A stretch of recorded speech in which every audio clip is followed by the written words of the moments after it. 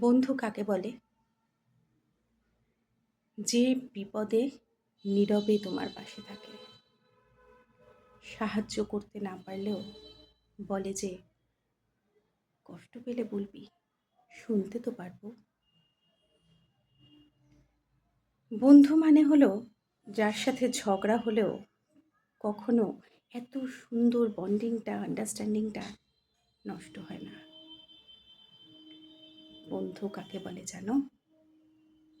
যার সাথে রক্তের সম্পর্ক না থাকলেও সে পরিবার হয়ে ওঠে। বন্ধু তো অনেক আছে, অনেক থাকে, তবে যার মাঝে এইসব গুণগুলো থাকে তাকে শুধুই বন্ধু বলা যায় না, তাকে বলতে হয় বেস্ট ফ্রেন্ড।